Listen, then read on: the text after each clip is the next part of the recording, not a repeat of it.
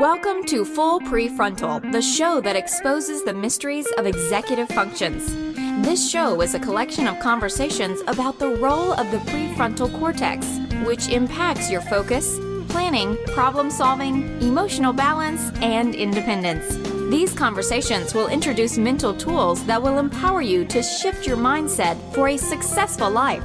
And now, here's your host, Sucheta Kamath.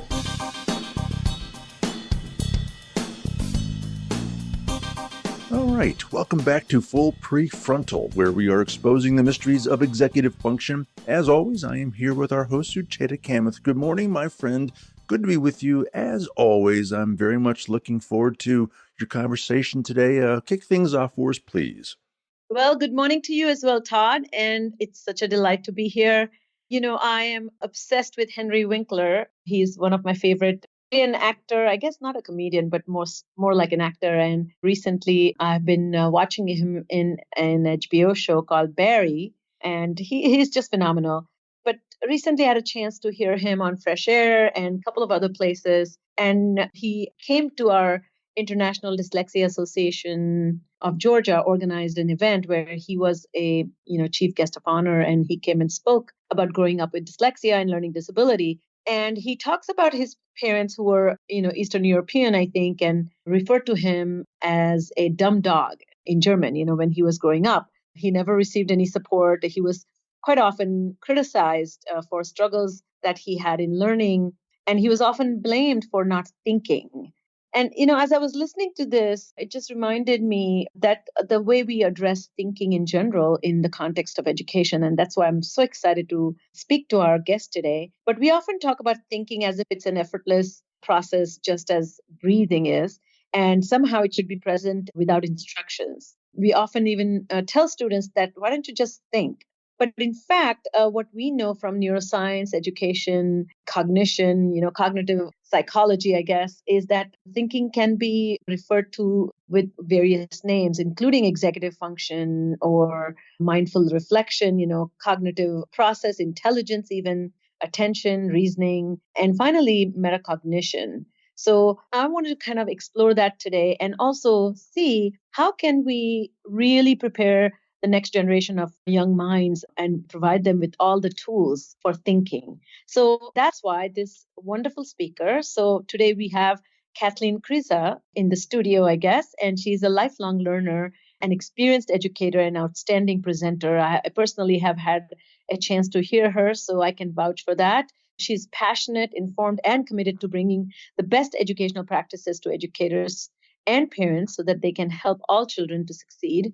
She is a co-author of a wonderful book, Transformative Teaching, Changing Classrooms Culturally, Emotionally, and Academically, which I think we have had, our listeners might remember Marian Brittingham, who was our guest. She's the co-author with Marian. But Kathleen is also featured in video differentiating instruction in the intermediate grades, Bureau of Education and Research. In 2008, she has also done extensive training over the years with giants in the field on topics such as differentiated instruction, brain-based learning, cooperative learning, co-teaching, coaching, and content literacy. And a very special connection, which I recently discovered, that she is the better half of one of my favorite researchers, Jack Naglieri. So it's a great pleasure and an honor to have Kathleen on the podcast today. Welcome to the podcast, Kathleen. Thank you, Sucheta. I'm totally excited to be here to share with you things that I'm, as you said, very, very passionate about. So thank you for inviting me.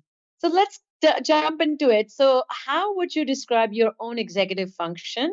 And as an educator who works with children, have you benefited from your insights into improving skills and managing self? That's a big question to answer, but I would say that growing up, I was not taught anything about how my brain works and how thinking occurs. And I was a good student, so learning came easily to me. But when it got hard, I had no idea really how to manage studying and, being prepared for my futures. I was a first generation American, so I wasn't really taught how to go to college. And there's a lot of skills involved in becoming a college student that involve executive function. And so it was a really challenging, difficult experience for me compared to, I think, what I saw with my fellow students around me. So I think as I got into education, I started in my second year learning about the concept of metacognition and teaching students to think about their own thinking. And that was, I actually get goosebumps while I say it, because that was a huge change, not only for me personally, but in everything that I did as an educator from that point forward. And that was, 30 years ago when I began that journey.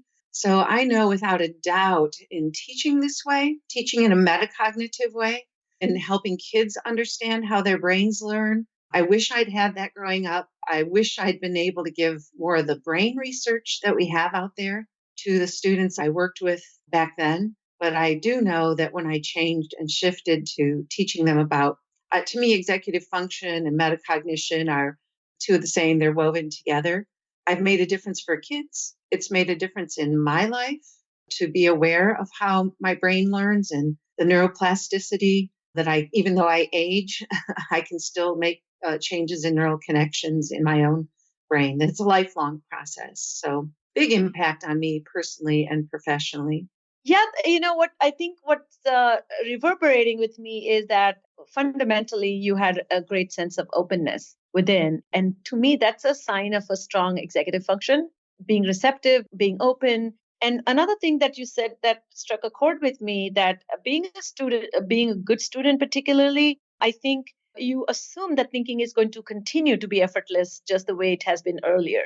So not just because you are a good student doesn't mean you will know what to do when things get hard. So that brings me to my first question about helping all the listeners, as well as whether they're parents, educators, teachers, psychologists. But what do you think gets in the way of student developing their executive function?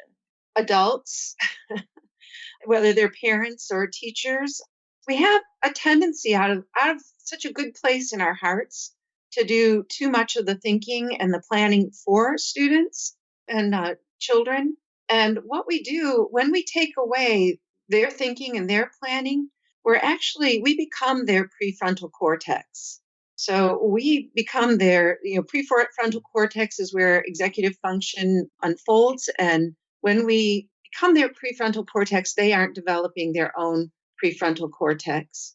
So when I work with parents and teachers, I really want them to realize that when they take away kids' struggle, I think that's another big issue, is we tend to take away their struggle and their failure. And when we protect them too much, they don't learn from their mistakes. And we know in the neuroscience that mistake making, risk taking and mistake making, and then being able to figure out what you did wrong and what you should do differently next time actually grows stronger neural connections. I love the book Talent Code by Daniel Coyle, and he does a wonderful job of making the neuroscience about risk-taking user-friendly for us as parents and teachers.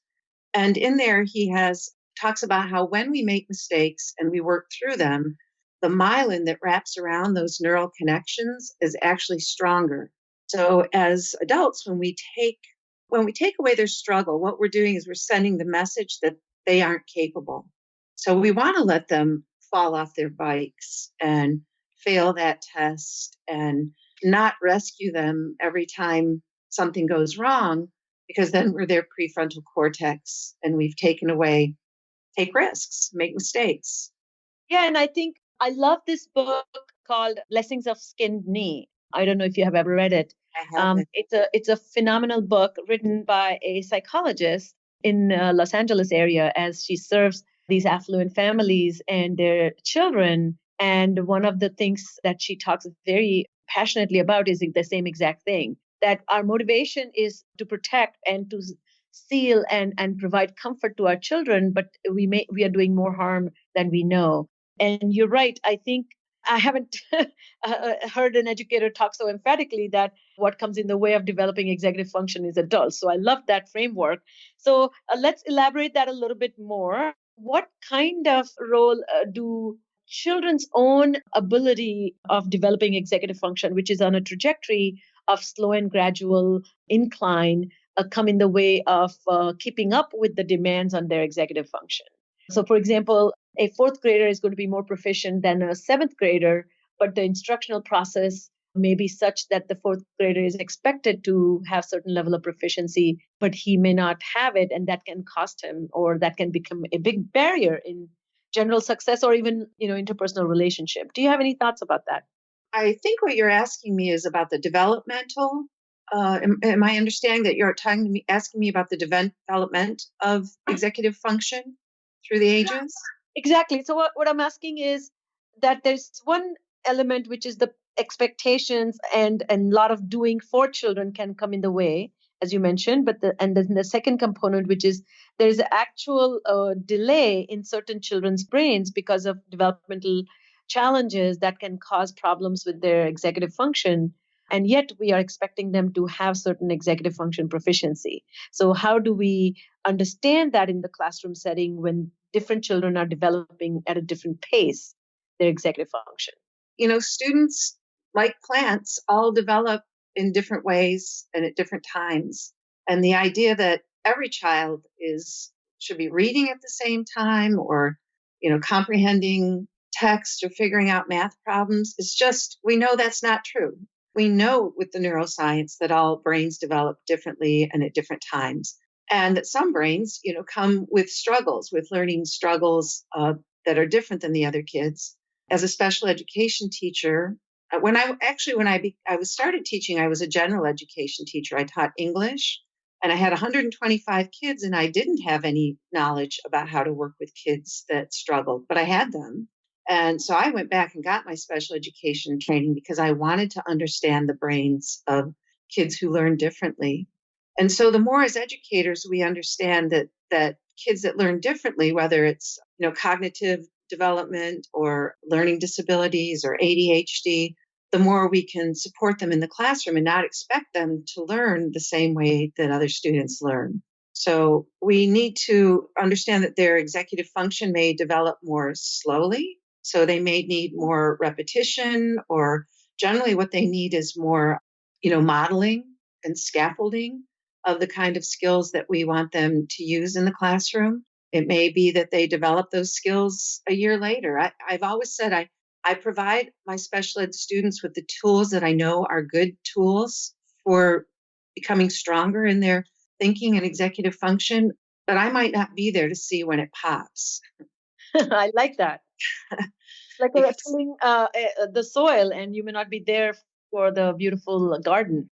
Right, right. But I've seen kids that, I've had students that came back to speak to me, and I have some students that find me on Facebook now to say, the greatest gift you gave us was to be a community of learners and a community of thinkers.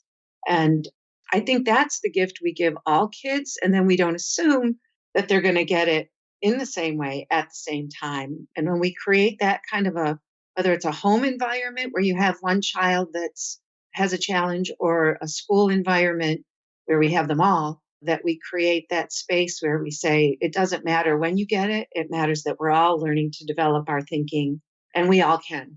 I think your approach and that you're describing it, I think it's a compassionate one, one that has a deep, sense of neuroscience, but also some allowance made for that individual difference. I find often teachers who don't come from this school of thought tend to be quite annoyed with their children or students, and often feel that the student intentionally being difficult, or is intentionally not, or is being defiant.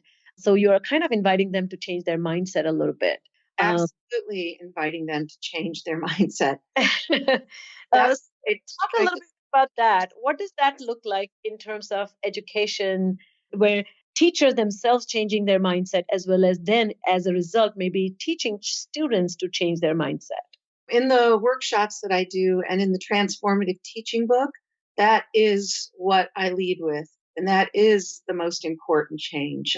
We almost called our book Making Those Kids Our Kids, because in the work that Marianne and I do across the field, and that Alicia, our co-author, do across the field, we hear that a lot. Why do I have to have those kids in my classroom? I didn't used to have those kids in my classroom. And, I say to teachers, those kids are our kids. You don't get to pick who shows up in your classroom. And they all have beautiful brains, and they all have things to offer us. And the more we can see that, the more I believe, and from my experience as a teacher, that the kids that taught me to be a good teacher were the kids that came with the greatest challenges. If I'd had all the teacher Love that. pleasers, if I had all the teacher pleasers, I would have thought I was a great teacher. But I know now that those kids have a lot to offer. And those kids make a difference in how we understand the brain and what we can do to help all kids learn. Changing teachers' mindsets and teachers first begins with their desire. I think they need to have the awareness that their mindsets could be getting in the way. So we talk a lot about that in the work, that our mindsets impact kids' mindsets. And if we believe they can't learn or they can't grow or they can't change, then that's going to impact how kids feel how we feel about them, and they see how we feel about them. And if we're saying to ourselves, well, you came from that background, or you have this learning challenge, or you're from this cultural environment, we're projecting that out. And so we know that our mindsets make a difference. And we have to make the choice to really look at kids in a different way and to say to ourselves when they're challenging, wow, I've never had a kid like that. I can't wait to see what they're going to teach me this year about how to become a better teacher. And we have to. Sounds like it's like a bringing the growth mindset into your own life before you bring it into your child's life. Yes, it has to be us developing our growth mindsets along with our students. And that's a process. And it's something we have to catch ourselves at because when we're having a difficult or challenging day as an educator or a school psychologist or a parent, we can get into our fixed mindset mode. And we have to catch ourselves. I think we first, because we're the adults, need to be modeling how you get back into a growth mindset when you've stepped into a fixed mindset, and do that with the students. The teachers I work with all over the world work on mindsets with their students, not just at their students. And I think, it's okay to say, hey, we're learning to do this together. We're in this together, developing our neural connections together. I make mistakes too, and that's okay. And I've talked to teachers and parents as well to share their mistakes. And one of the things that you mentioned really is an exercise that I encourage, I feel, which is telling the child that I failed because of my assumptions. I failed myself. And one thing that I have encouraged the teachers to say is last year, like getting in front of the students and saying at the beginning of the year, let me tell you who was my most difficult student last year. And when you talk about that, if the teachers get the practice of talking about what made that student difficult for me, not what was about that student that made him difficult, I think can be an example of that mindset shift or demonstration or modeling you're talking about. Is that fair? Is that a good example? Yeah, I'd never thought of that. But the shift to it is me, whether you say it at the beginning of the year or all year, I've apologized to my students when I have handled things wrong with them, and come back and said to a whole class, not just an individual student, that this was about me.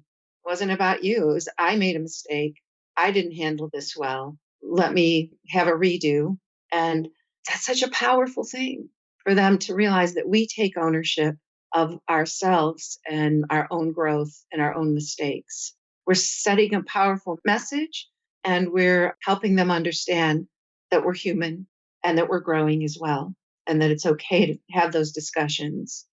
Love that. So let's talk about mindfulness practices. You often talk about that in your work and your presentations. How do you think these mindful practices support students' social emotional well-being in the classroom? And why are they so essential? I think the research that we're finding on mindfulness practices is life-changing, again, for parents and teachers and psychologists and, of course, children. It's something I wish I had been taught growing up. We're seeing so many anxious children. I would say one of the number one things, the two things I hear the most when I ask parents, teachers that I work with around the world, what are your two biggest challenges? Number one relates to our first question, parents rescuing their children and not holding them to the natural consequences that they should face. So that goes back to question number one, but also anxious kids And I'm start talking about kindergarten and first grade and beyond. And I think there's a lot of reasons why we're seeing so many anxious children. A lot of it's, I believe, is screen time. If we look at the research, we're seeing that kids under 2 are spending 3 hours a day in front of screens versus less than half an hour in 1997. And that's scary. And I think it increases anxiety because the messages are coming at them fast and furious, and they don't have that quiet time and that downtime. They witness way too much violence on television, things that parents would never allow them to see in their actual home. They allow them to see on television, and the teenagers are seeing the violent video games, and they're not getting outside enough. They're not. I'd like to talk about that more in a bit, but they're that not running and not playing creates a lot of anxiety as well, and the pressure in schools, the high pressure of parents, especially of parents in high performing communities, to be perfect, to always be the best, to always get into the best colleges, to you're the smartest kid ever, and you have to be smart all the time. All of that promotes anxiety in our children. And I think it's a national problem. The solution, or one of the solutions to that, before you get to medications, unless it's really extreme, to me is the mindfulness practices. And what we're seeing is that mindfulness practices done on consistent basis with children is increasing their learning, and it's decreasing their anxiety. And of course, when their anxiety is less, they're more able to learn, because anxiety, for those of us who experience it, and this is something I'm passionate about because I'm a high anxiety person, is that it helps you think and learn more effectively. And when we look at Sharon Salzberg's work, she's an expert in the field. Yeah. Sharon? Yeah, she's Yeah, I know her work and I love it. I've attended her workshops, and I do have a mindfulness practice myself. I love it.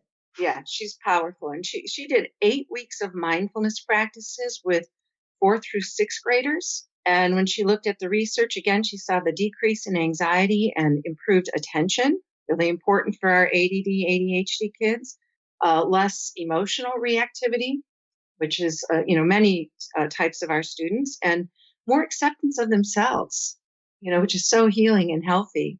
And so we know, and that's just some of the research. Goldie Hawn's project from Minds Up has a lot of research in the work that they've been doing on mindfulness in the classrooms. So again, that's a practice. What I love about practicing mindfulness with students or your own children is that when you practice it with them, you get to do it yourself.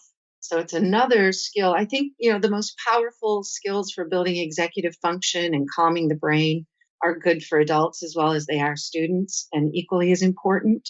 So, we want to look at simple, doable ways to build mindfulness practices into our lives, to heal ourselves as well as our classrooms, and to heal our students and help them to find ways to calm.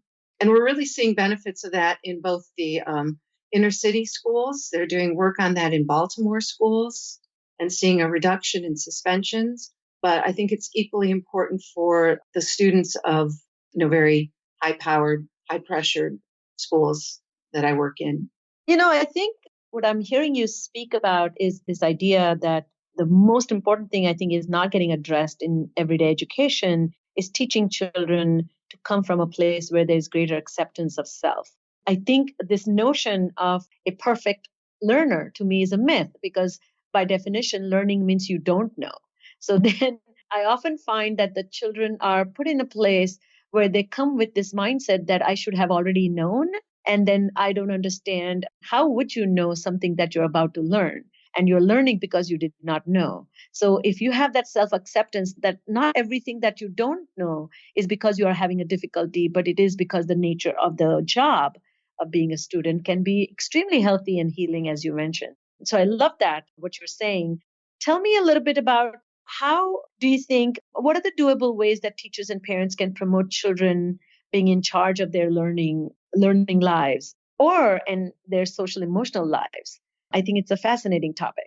Well, I'd love to give you what I call the winning formula for success in school and in life and socially and emotionally.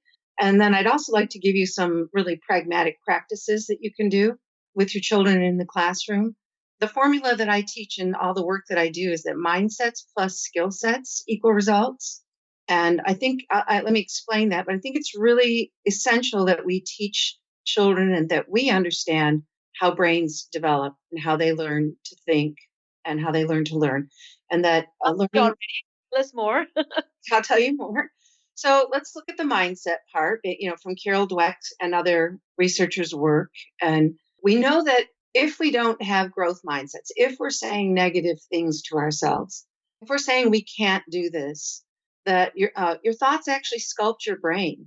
So the more that you program your brain to say, I can't, I won't, the resistance as well, and for adults and teachers, the more you're bombarding your cells with those negative thoughts, that's how they're going to wire together.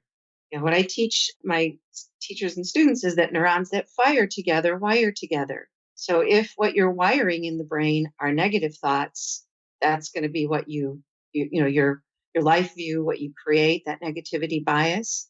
But if you practice positive thoughts, if you practice gratitude on a regular basis, if you say, I know that this is a risk-taking, mistake-making process, this thinking and learning thing, but I can do it. We'll get to the skill set part in a moment, but if we can continue to practice, again, it's a daily lifetime practice, you can reprogram those pessimistic cells into positive cells and the wiring changes. So over time, it does become easier. It does become more effective. And I get so excited in the schools I work in. I'm working in a school in Barrie, Vermont with preschool through middle school teachers where we're teaching them to teach kids about this. And one of the things we get so excited about is imagine starting in preschool and kindergarten that you were learning to develop a positive mindset and to build and to understand what a mindset is, fixed versus growth, and build those neural connections all the way through. I mean, wouldn't you have loved to have something like that in your ongoing education, besides learning math and besides learning, facts? I would love to, I grew up in India, and there's, of course, the good, bad, and the ugly of any educational system anywhere in the world. And so one thing that I got, which I was very, very grateful for, was incredible nudge to do deep thinking and writing. And it was systematically taught and supervised. But there was also the downside of humiliation was not at all spare. We had, I grew up in schools where your scores were displayed on the doorway into the classroom. So My. everybody with your name. So, thankfully, I was always the topper, but that doesn't mean that I was not, I too was insecure about falling from grace if God forbid, if I came second. But I cannot even imagine those who were struggling and genuinely struggling because they had some difficulties and their names being displayed in the bottom with red if they were failing, how much disastrous that method was, even though I can see it can benefit in some ways to develop awareness, but not such a harsh reality awareness without any support. That's cruel and unusual punishment. And I think even for the students at the top, I worked with gifted children for many years. And of course, my husband does a lot of work with gifted children. And when they are expected to be smart and be at the top of the list all the time, that is a phenomenal pressure for their mindset. And gifted kids often have the most fixed mindsets because everyone's telling them, you're so smart, you're so smart, you're so smart. They feel like they have to do that all the time. And I have a best friend who's a high school counselor. And she said, you can't believe how many gifted kids come down to me and say, if one more person tells me you're so smart, I'm going to kill myself. And they're not joking. They're hurting because the pressure to be number one is, then when you fail, you're not number one. And for those students at the that are struggling because of whatever learning problems or social emotional problems. I mean, we have kids that have traumatic things going on in their homes. You can't learn under those conditions. Helping them both ends of that spectrum to know that they can reprogram their brain and that every thought in their brain releases a chemical and that they can shift their thoughts, that it's about how you think, not about your grades and your points and your scores. I mean, all of that creates fixed mindset thinking in our schools. It's a big problem in our schools. And I will have to say, and I say this with great love, parents, you are the worst offenders because Yes. parents are so obsessed with grades and points and scores that they've lost sight of the fact that we should want children to be lifelong learners and lovers of learning. And that in that process, mistake making and not being perfect is critical. I mean, it's essential. I'm working with a teacher now. She's a special ed teacher in Barre, Vermont. I was just there a few weeks ago, and she did the most amazing thing. She's working with kids in their second graders, the group I was with. She did it with all of her students, but these are kids who can't not read, and they are super struggling with reading. It's painful. There's only 3 of them that she works with. It's a close intervention, and they don't believe in themselves. They don't believe that they can learn to read. Already by second grade, their self-perception and their self-compassion is so low and so difficult. And as I've been teaching her, and she's been super growth mindset herself about trying these things, she only sees them for a half an hour. And she's like, I felt like I didn't have time to talk about mindsets with them and about how their brains change and learn. But now I know I would never not do that, because it has been the door opener for these kids starting to be willing to learn skill sets, which is the second part of that equation that I want to get to. But she had them while I was there, draw pictures of the critical critters that were in them that said all these mean and nasty things. And the kids named their critical critters. I think one was like Loser Lisa. These are second graders. And they had a vision of that monster within them that says all these nasty things. And then, so we talked about that. I was there, and we talked about how you can change that, how you can, that you don't have to be that way, because that's a nasty critter that you can ask to leave your brain. And then the next day, I wasn't there, but she did the growth mindset superheroes. So they drew up another picture. So those visuals are powerful. Another picture of what that superhero can come in and help you do to develop your mindsets and your skill sets. I mean, that's powerful.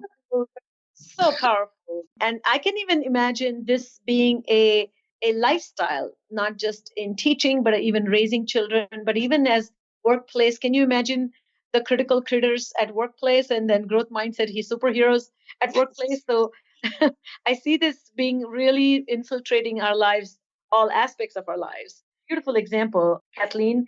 So as we come to the end of this discussion, I wanted to not leave you without talking about metacognition. And you and I share great interest in this topic. You and I have a great commitment to helping children develop these proficiencies of self-monitoring, self-assessment, and self-talk. Do you mind talking a little bit about that? And that is metacognition. Metacognition is the second part of the equation. Mindsets plus skill sets equal result. Yes. So you can have a growth mindset, but if you haven't developed metacognitive skill sets, you're still going to be, stuck as a learner. So what we know about the brain again today is that it can develop neural connections by practicing self-reflective strategies about their social emotional selves as well as their academic selves. And that when we teach in metacognitive ways with our students and our children, that they do better in school, they do better in life. So instead of telling them things to do and telling them how to do things, we want to get in the habit of asking them, which is a change for us. It's easy to tell them how to tie their shoe, and now we buy them Velcro shoes or we tie their shoes for them. We know that if we want them to be self-sufficient, we need to show them how and then let them practice. And then if they make a mistake in school, if they don't pass the test, for kids along the grade levels, we have them self-analyze, self-reflect. I have my kids do exit cards. What did I do to study for that test? Did it work or not work? What would I do differently next time? That's teaching them to think about their own thinking and recognize that they can develop a skill set of more effective strategies to help them along the way. For my special education students, that was the key, the door opener, to realize that thinking and learning didn't happen magically. It happened by developing these skill sets. And for my struggling learners, I need to do a lot more modeling and scaffolding. Their brains don't always come to those strategies magically. So we want to, do a lot of practices with them and really teach them about their brains.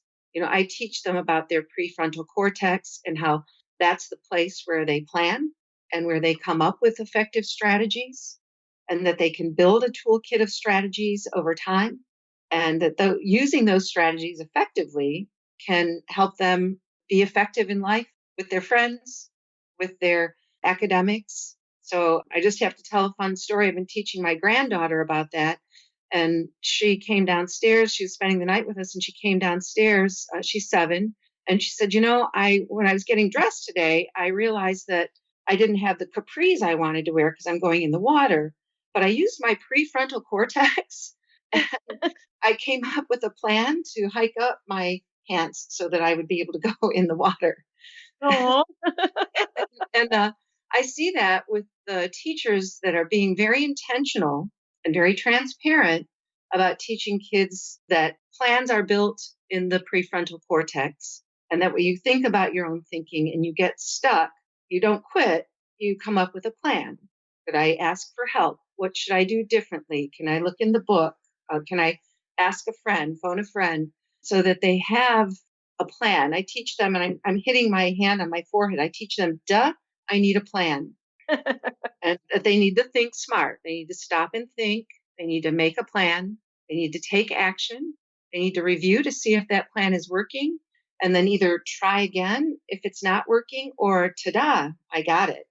And that intentional teaching of metacognitive skills endlessly, practice, practice, practice, helps kids to shape their brains and help them love learning as well. love it. Love it. You are such a wonderful educator, Kathleen. I love your ideas, love the way you present them and make them palatable. As we come to an end, I want to ask you, what are we as a society doing right? So, what are you very optimistic about the way we are teaching these skills, and how well is this formula working, which is mindset plus skill set lead to results?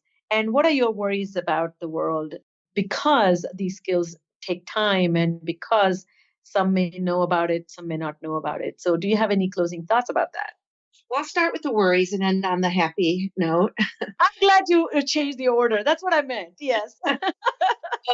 My worries are that you know educators and psychologists and parents are not getting this information enough. I think wish they were being bombarded with it. So I'm glad for your podcast and the fabulous people that are bringing the neuroscience to us. I think that teachers need to understand that it starts with them and them shaping their mindsets and their skill sets. And I worry when there's an unwillingness to do that. When I do the work that I do with educators around the world, I worry that kids get the wrong messages from us about learning, and even things that they see, on television that, make everybody look perfect. Television and the media make it seem like everybody's perfect and that things come easily. So you've heard me talk about screen time. I would get them off screen time and out playing and making mistakes and stumbling and fumbling and bumbling and working things out together instead of us fixing things for them when they have, social emotional challenges. My hope, and I do think the formula mindsets plus skill sets equals results, is the formula for hope, because we know with the neuroscience that when we shape our mindsets and when we develop metacognitive skill sets, when you look at the research from Dweck, when you look at the research from, my husband, Jack, Naglieri, and from so many others in the field of neuroscience today, that when you do those things, you do see results. You see academic performance increase. You see social emotional challenges decrease. And I think that the more we do that, the more we can change the world in positive ways. And the more the children that are raised that way will go out and create a better world for us. That's my passion. That's why I'm out doing what I do. And love you for it. Thank you for what you do. And truly, I love this idea about the formula is not only effective, but it's a formula for hope. And I am so glad that a few educators have been as emphatic and clear as you have been that, the change begins with the teachers. And I know, unfortunately, the teachers, there's a lot riding on them, but they feel they need to produce good results in their teaching. But instead, if they focus on being that educator who brings this mindset, the automatic impact of that would be that their students will learn no matter how the learning is challenging or not. And I think your message comes out very loud and clear. So I cannot thank you enough for being a guest today and being so generous and thoughtful and truly leaving a legacy of your work through books, which I will share in the links in my podcast. It was a total joy to have you on the podcast, Kathleen. Thank you. It was a total joy to be invited, and thank you for all that you're doing to spread the word, because your work is very, very important, and I'm grateful for what you're doing. Thank you. All right, that's all the time we have for today. If you know of someone who just might benefit from listening to today's episode, we would be most grateful if you would kindly forward it to them. So, on behalf of our host, Sucheta Kamath, today's guest, Kathleen Kryza, and all of us at Cerebral Matters, thanks for listening today, and we look forward to seeing you again right here next week on Full PreFrontal. Thank you for listening to Full PreFrontal, exposing the mysteries of executive functions. To contact our host, Sucheta Kamath, and learn more about her work on improving executive functions, visit her website at cerebralmatters.com. That's cerebralmatters.com. Tune in next week for the next informative episode of Full PreFrontal.